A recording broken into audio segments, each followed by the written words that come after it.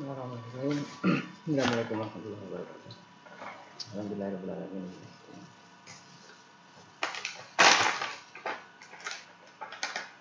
Pada kesempatan kali ini kita akan mengkaji tentang satu kitab tafsir yang modelnya sama dengan kitab-kitab tafsir pada pembahasan sebelumnya, yaitu modelnya semi terjemah. Jadi mayoritas penafsirannya bentuknya terjemah tapi memberikan satu keterangan pada bagian-bagian tertentu yang membutuhkan untuk dijabarkan lebih luas atau dijabarkan lebih mendetail lagi. Kita pada kesempatan kali ini kita akan membahas tentang tafsir Al-Furqan karya Hasan. Sebelum kita masuk pada wilayah penafsirannya, kita akan membahas tentang siapa Hasan, kemudian bagaimana kaitannya Hasan ini dengan Persis. Kenapa saya mengaitkan Hasan dengan Persis? Saya menggunakan pandangan dari Federspiel yang menganggap bahwa keidentikan Hasan dan Persis itu memiliki hubungan yang sangat khas. Karena jika mau membahas pemikiran dan karakteristik Hasan, maka kita harus juga membahas bagaimana gerakan atau visi yang diusung oleh Persis, karena keduanya saling mempengaruhi itu. Begitu juga ketika kita berbicara Persis, maka mau tidak mau kita juga harus mengulik lebih jauh bagaimana pemikiran Hasan.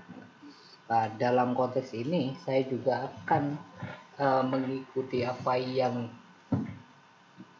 dijabarkan oleh Federspiel itu. Jadi Hasan pemikirannya akan saya korelasikan dengan arah gerakan Persis. Di sini saya tidak mencantumkan secara mendetail, tapi saya akan memberikan gambaran singkat siapa Hasan, kemudian bagaimana korelasi Hasan ini dengan Persis dan arah perjuangannya bagaimana kemudian bisa mempengaruhi gaya penafsiran dia di Al-Furqan. Hasan, kita sering menyebut beliau dengan Hasan, dengan Ahmad Hasan. Nama asli beliau adalah Hasan. Hasan Ahmad itu merupakan nama ayahnya. Dia dilahirkan pada tahun 1887. Ayahnya seorang India dan ibunya juga tinggal di India, tapi ibunya kelahiran Surabaya yang tinggal di India. Hasan lahir di Singapura, kemudian dia besar di Singapura, dan beliau orang yang sangat memperhatikan atau sangat getol dengan pekerjaannya. Jadi kalau kita membahas latar belakang kehidupan awal, Hasan itu dikenal sebagai orang yang sangat aktif dalam berbagai pekerjaan, mulai dari menjadi guru, pedagang, hingga menjadi wartawan, menjadi penulis lepas. Nah, kemampuan Hasan dalam penguasaan bahasa itu juga tidak diragukan. Dia tercatat menguasai bahasa Melayu, dia tercatat menguasai bahasa Inggris, dia juga bisa berbahasa Tamil, dan beliau juga bisa berbahasa Arab. Jadi kemampuan kebahasaannya dia itu kemudian dimanfaatkan untuk menyebarkan pengetahuan dia tentang segala hal ke berbagai wilayah.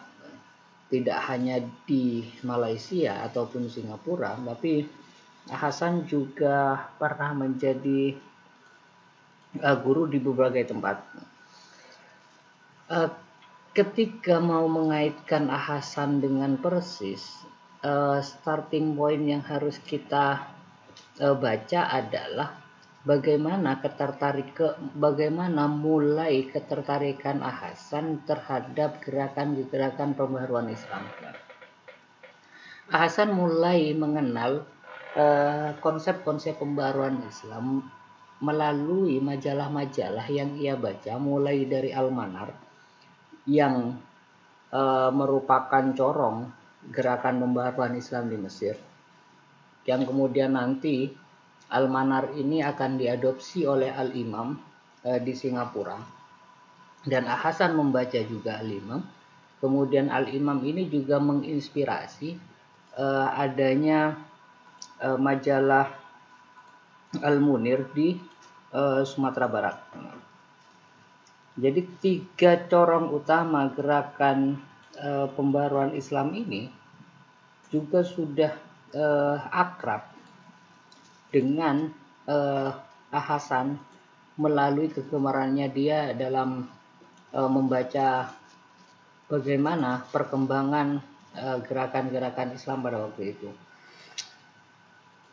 Kemudian salah satu tokoh yang juga mempengaruhi pemikiran Hasan terhadap konsep-konsep pembaruannya adalah Syekh Ahmad Sukarti. Hasan memperoleh gagasan dari Ahmad Sukarti itu melalui bacaannya terhadap bukunya yang berjudul Surat Al-Jawab. Titik balik kegiatan atau gerakan Hasan tidak hanya dalam pemikiran itu beralih, itu terdorong ketika dia mendatangi pamannya yang ada di Surabaya untuk menggantikan pamannya sebagai pedagang tekstil waktu itu. Jadi dia ke Surabaya pada tahun 1924.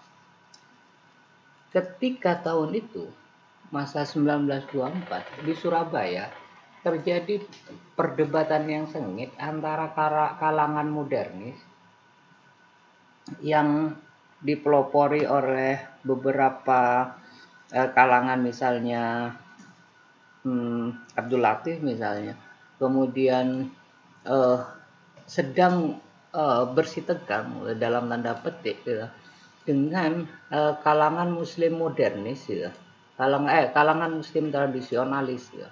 Jadi dua gerakan Islam ini kemudian memiliki polemik perdebatan, memiliki perdebatan yang sangat sengit ketika Hasan berada di Surabaya. Atas dorongan pamannya, Hasan kemudian dikenalkan oleh salah satu pembaru Islam. Dalam beberapa catatan sejarah itu dikenalkan kepada salah satu tokoh NU, salah satu tokoh kalangan modernis, Kiai Wahab waktu itu, untuk berinteraksi langsung gitu. Dalam proses interaksi ini kemudian ada beberapa pertanyaan yang diajukan yang tidak mampu kemudian dijawab oleh Hasan, dan dia mencari jawabannya dari Al-Quran dan hadis. Ternyata apa yang dijawab oleh Hasan ketika ketemu dengan Kiai Wahab itu tidak ditemukan oleh dia di dalam Quran dan Sunnah. Ketidaknemuan Hasan di dalam beberapa hadis dan ayat itu menjadikan dia merasa bahwa apa yang ia yakini terhadap agama ternyata ada yang tidak ada dalam perintah yang Allah berikan dalam Al-Quran dan oleh Nabi anjurkan di dalam Sunnah. Kemudian atas kejadian itu dia memiliki ketertarikan dengan gerakan-gerakan Muslim modernis. Nah, ketertarikan ini masih masih bersifat ketertarikan biasa hingga ia pindah ke Bandung. Nah, ketika di Bandung inilah ada momen yang krusial. Dia bertemu dengan Muhammad Yunus misalnya. Dia ketemu dengan Muhammad Yunus misalnya. Salah satu tokoh Persis, kemudian dia masuk ke dalam Persis dan mencurahkan seluruh perhatiannya, seluruh tenaga, harta dan apa yang ia punya terhadap kesuksesan dari Persis ini. Jadi totalitas dari Ahasan ini kemudian memberikan kontribusi yang sangat signifikan terhadap perkembangan Persis dalam mendakwahkan gerakan-gerakan untuk mengembalikan seluruh ajaran Islam pada waktu itu kepada sumber pokok aslinya, yakni Al-Quran dan Sunnah. Jadi gerakan-gerakan pemurnian, gerakan-gerakan mengembalikan Islam kepada Al-Quran dan Sunnah itu menjadi berkembang. Maka kemudian apa yang dikatakan Federspiel tentang hubungan keduanya itu menjadi benar, bahwa gerakan Persis, perkembangan Persis sampai memiliki pengaruh di luar Indonesia itu berkat kegetolan Ahasan. Begitu juga konstruk bangunan pemahaman atas keagamaan yang dimiliki oleh Ahasan itu juga berkaitan dengan arah gerakan Persis yang menginginkan tradisi-tradisi keislaman itu kembali ke sumber utamanya. Kita akan masuk ke bagaimana dampak dari pemikiran ini terhadap tafsirnya. Saya membuat dua contoh. Yang pertama, meletakkan Al-Quran sebagai petunjuk. Ini menjadi landasan atau menjadi pondasi dasar dari gerakan-gerakan yang dilakukan oleh Persis setelahnya. Apa yang diharapkan oleh Ahasan untuk menjadikan Al-Quran itu sebagai satu-satunya petunjuk dengan hadis sebagai alat bantunya, itu diibaratkan oleh Ahasan Al-Quran itu sebagai cahaya. Al-Quran itu dalam memahami ini, Ahasan menjelaskan dalam penafsirannya terhadap Al-Baqarah 19. Al-Qasai bimina samai fi dhulumati wa radu wa barku yaj'aluna asabi'ahum fi adhanihim min as-sawa'iqi hadraul maut wallahu muhitun bil kafirin. Dalam memahami ayat ini, Hasan kemudian memberikan perumpamaan bahwa keadaan Quran dengan hubungan Quran dengan kaum kafir dan munafik itu diibaratkan sebagai kedatangan Quran itu sebagai kedatangan hujan lebat. Gelap gulitanya itu adalah kepercayaan gaib yang ada padanya. Guruhnya atau gunturnya adalah perintah-perintah berat yang terkandung di dalam Al-Quran, seperti perang, kemudian membuang berhala, membuang adat dan tradisi lama, dan sebagainya. Kilatnya itu adalah tanda-tanda kebenaran Islam yang terlintas padanya. Jadi jika diibaratkan Al-Quran itu semacam hujan yang lebat, kegelapan yang dimunculkan oleh hujan lebat itu merupakan kegelapan yang ada, yang diyakini oleh masyarakat yang didatangi oleh Al-Quran, entah itu di wilayah manapun. Jadi kegelapan itu berkaitan dengan kekafiran, berkaitan dengan keinginan mereka untuk melanjutkan tradisi yang tidak sesuai dengan Quran, atau mempercayai kepercayaan nenek moyang, kira-kira begitu. Jadi kegelapan itu harus kemudian diterangi oleh cahaya kilat atau oleh guntur, meskipun guntur itu menakutkan kan ketika hadir, ya. Meskipun perintah yang ada di dalam Al-Quran itu berat, maka kita wajib untuk melakukan, gitu. Karena pada esensinya perintah berat itu akan memiliki cahaya yang menjadi tanda kebenaran Islam. Kira-kira begitu. Nah, pemahaman atas narasi agama yang membebaskan umat dari kesesatan membawa Ahasan terhadap konsep pemurnian atas pencampuran Islam dengan tradisi-tradisi lokal. Kemudian Ahasan berpandangan bahwa ketika menafsirkan Al-An'am 71 misalnya, Hasan jelas bagi Hasan ayat ini jelas menyebutkan bahwa Allah telah menuntun manusia untuk terlepas dari kesesatan, sehingga tidak pantas bagi manusia untuk kembali ke jalan yang sesat yang diakibatkan seorang muslim lebih memilih untuk melestarikan budayanya. Jadi ketika menafsirkan ala aqabina ba'da id hadaitana, misalnya begitu, ayat ini diterjemahkan oleh Hasan dengan makna atas tumit-tumit kita sesudah Allah pimpin kita. Jadi ketika Allah memberikan hidayah, memberikan petunjuk lewat Al-Quran melalui para pendakwah, dan kita sudah meyakini Islam, artinya kita sudah mendapatkan petunjuk untuk memenuhi Islam. Jangan dikacaukan dengan kita masih menganut kepercayaan atau masih menganut tradisi-tradisi yang sudah sebetulnya tidak sesuai dengan ajaran Islam. Itu justru kita mau kembali kepada kegelapan setelah sudah diterangi oleh Allah, kira-kira begitu.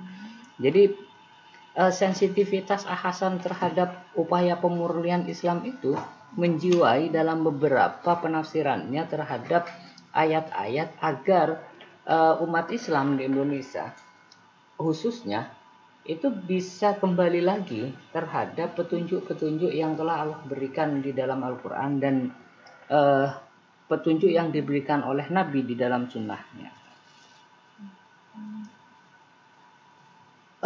Begitu juga Hasan sangat memberikan perhatian yang lebih terhadap hal-hal yang baru. Kalau narasinya kita kembangkan, kita bisa sebutkan dengan bid'ah. Hal-hal yang baru yang tidak ada petunjuknya dari Al-Quran dan hadis. Jadi apa yang kita lakukan yang tidak dalam konteks, yang tidak ada dalam petunjuk Quran, oleh Hasan diistilahkan sebagai perilaku yang melampaui batas, perilaku ibadah yang dusta. Jadi hal-hal perbuatan kita atau ibadah kita yang tidak punya petunjuk langsung dari Al-Quran dan hadis itu disebut Hasan sebagai perilaku yang melampaui batas dan ibadah yang dusta.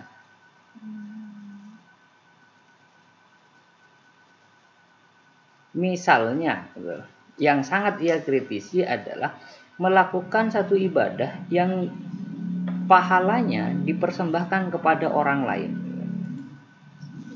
Bagi dia, dosa orang tidak akan ditanggung oleh orang lain, begitu juga pahala tidak akan diberikan kepada orang lain. Jadi manusia diberikan pahala dan diberikan dosa atas perbuatannya sendiri, bukan atas perbuatan orang lain.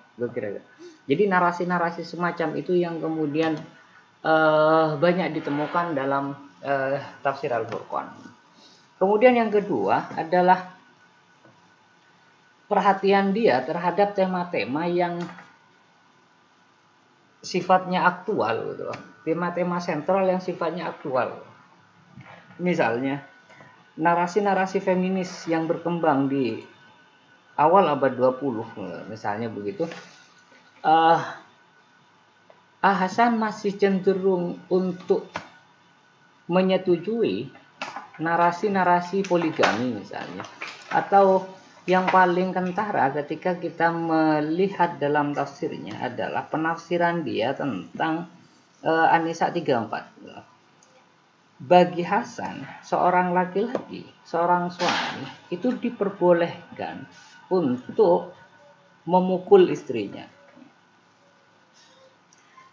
Meskipun dalam penjelasannya Hasan kemudian menjelaskan kebolehan pemukulan itu dengan pukulan yang tidak menyakitkan, yang ringan, dalam istilahnya Hasan, yang ringan yang dapat membuktikan bahwa suami berkuasa atas istri. Jadi ini ada kaitannya dengan term yang ditafsiri melalui ar-rijalu qawwamuna 'alan nisa. Jadi Hasan masih berpegangan bahwa laki-laki itu punya keistimewaan, punya keunggulan. Sehingga ketika dalam kasus An-Nisa 34 itu, laki-laki boleh memukul perempuan dengan tujuan menunjukkan bahwa laki-laki itu lebih berkuasa daripada perempuan.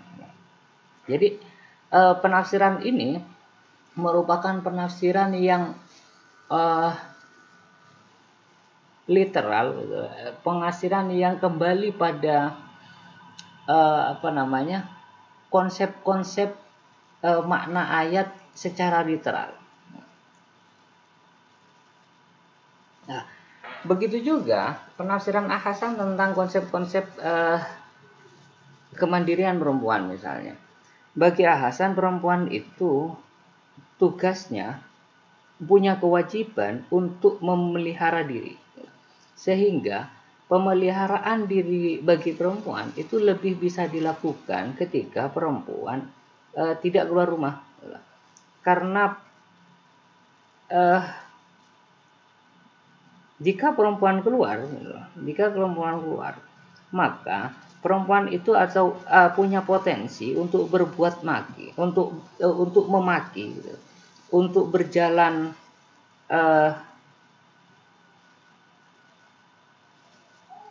berlenggang-lenggong, berjalan yang membuat laki-laki tergoda, gampangannya, gitu. Kemudian untuk bergaya, gitu. Kemudian untuk memandang laki-laki lain, gitu. Jadi seluruh perbuatan itu bagi Hasan itu masuk dalam kategori fahisyah, gitu. Dalam kategori fahisyah yang ada di surat An-Nisa ayat 5. Agar perempuan tidak masuk dalam perbuatan tercela itu, maka sebaiknya ia menjaga dirinya untuk tidak keluar, untuk tidak melakukan perbuatan itu, kemudian Hasan juga sangat mengkritisi konsep-konsep pluralisme. Bagi Hasan, hubungan antara muslim dengan non-muslim itu punya batasan jelas. Ia menganggap bahwa seorang muslim tidak boleh duduk bersama dengan seorang non-muslim. Karena dikhawatirkan seorang muslim akan terpengaruh dengan narasi-narasi yang dibangun oleh orang non-muslim dalam percakapan keduanya. Sehingga orang muslim itu dikhawatirkan takut tidak menjawab pertanyaan dari non-muslim dan dia ikut pada keyakinan non-muslim itu. Jadi konsep hubungan yang baik dengan non-muslim itu diberi batasan yang jelas oleh Hasan. Nah, beberapa narasi lain sebetulnya masih sangat banyak sekali untuk dijumpai bagaimana konsep-konsep pemurnian yang dilakukan oleh Hasan dalam tafsir Al-Furqan.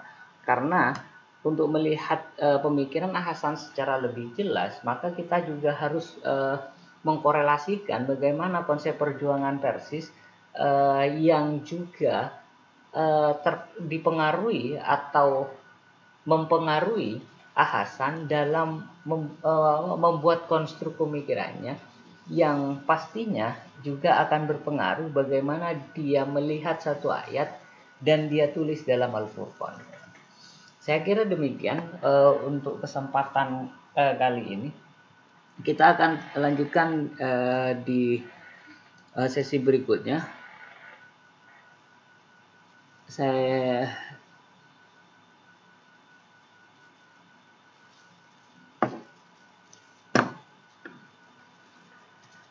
kira begitu. Wallahu a'lam bishawab. Assalamualaikum warahmatullahi wabarakatuh.